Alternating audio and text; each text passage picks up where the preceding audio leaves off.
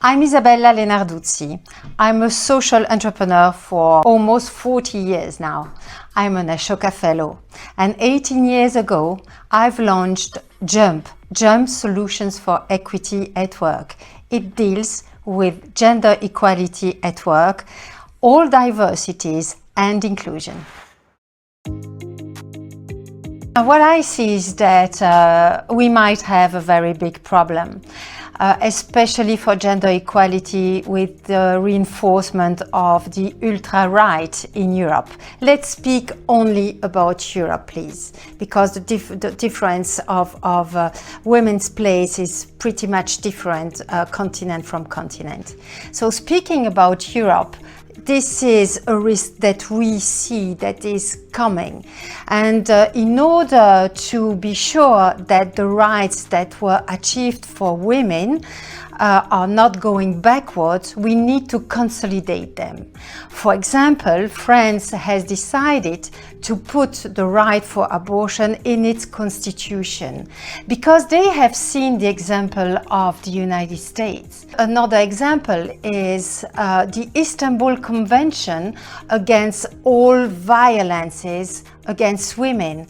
Poland, for example, just before the latest election, decided to withdraw from this convention. So we need to pay really to be very cautious about that. Another thing that I would say is the major challenge is that we globally, we think, yes, now, you know, women and men, they are equal. This is absolutely not true. Yes, of course, we do have the same rights as men in this small part of the world and not for such a long time. But real equality, effective equality is not yet there. If we don't recognize that, then we won't do all the efforts that are necessary to achieve real equality. We need to measure inequalities between women and men in order to be able to act. Inequality between women and men is really other inequality. It's at the core of these systemic inequalities that a society that is still patriarchal lives. And so we need to acknowledge that. We think in this part of the world that now we are free, that we are free of our choices, of our opinions. But if we don't recognize, realize the effect, the impact that patriarchy has on our way of thinking, on our mindset, then we are not so much free. So we need absolutely to learn to unlearn. We need to have a lot of readings. We need to listen to podcasts. We need to trust the voice of women. And we need to listen to them, not to answer, but to understand. So we have to open our mind to new ways of thinking. Otherwise, what we do in our everyday life is much less free than what we think we are. As individuals, we are not as fair as we think we are. We are full of biases. We are full of stereotypes. We need to work on our privileges in order to behave in the right way towards everybody else. And what happens with organizations, it's exactly the same. Organizations are not fair. Organizations do discriminate because they are the reflect of the society.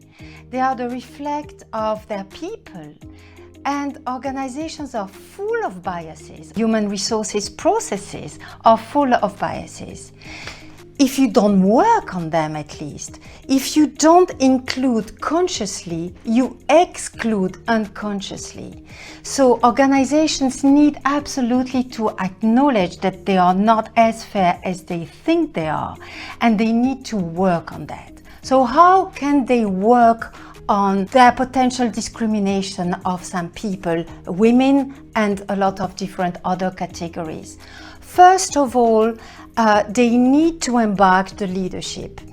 The leaders are the ones that be accountable for the culture of the company and for the biases in the human resources processes.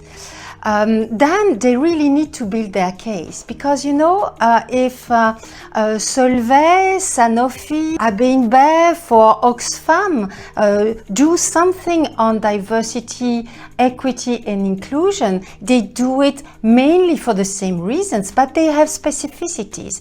They need to embed it strategically within their vision, within their strategy, within their values, and each of them are very different. So they need to do the business case for the corporates. Then they absolutely need to measure.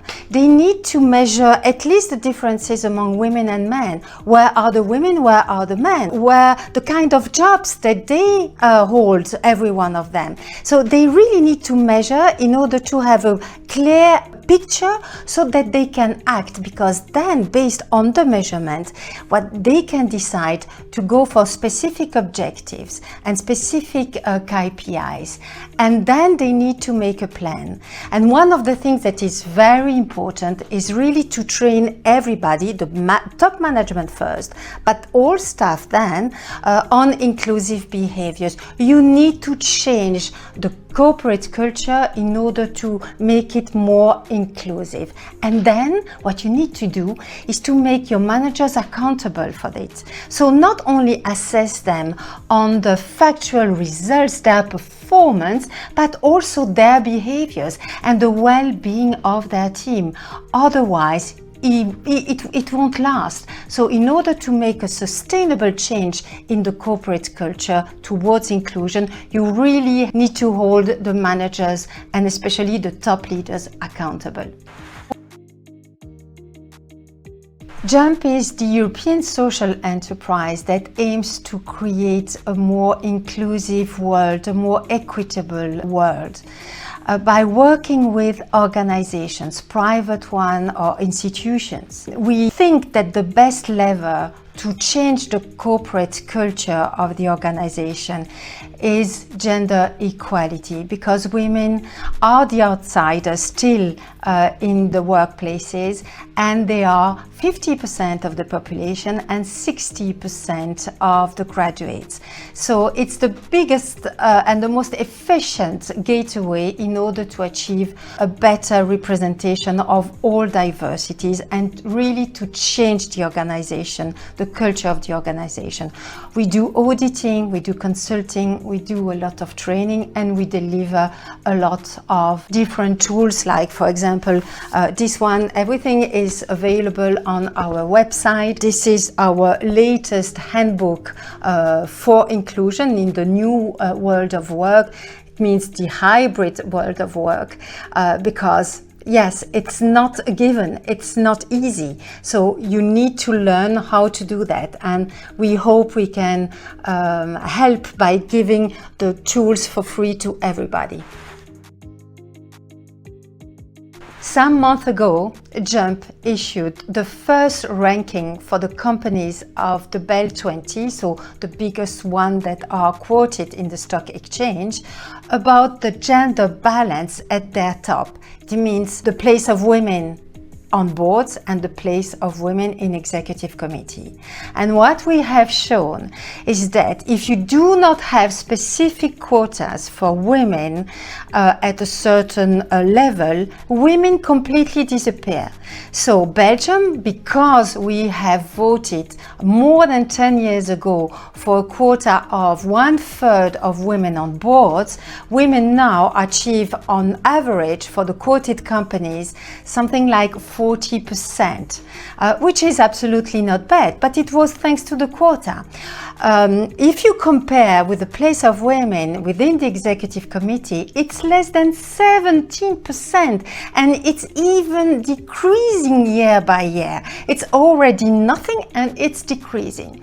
So we have made an important public relation campaign and press campaign in order to, yes, to send a signal to the society in saying that That's not possible. We are 60% of the graduates.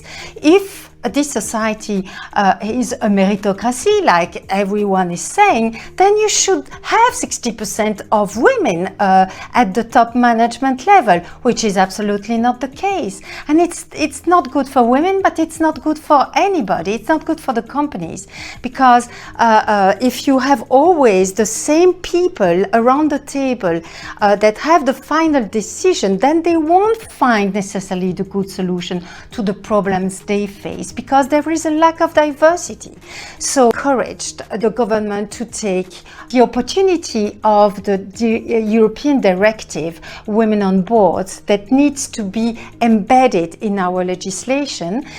We have asked them to take that opportunity in order not only to reinforce quotas for women on boards, but to have a new quota, a quota for the number of women in executive committee in big companies. And the Minister for Equal Opportunities has accepted our request and was followed then by the Minister for Employment. So we are waiting restlessness for this decision and this final announcement with the text of the law. The second thing that we are waiting to do in the coming month is the second survey on the experience of sexism by women. We have done the first ever in Europe a survey about sexism for women. It was in 2016, just before the Me Too movement. So we will now be able to check if something has changed. We probably are more sensitive to sexism. How does it change in our experience and in the final numbers? So these are two among a lot of different things that we are waiting for.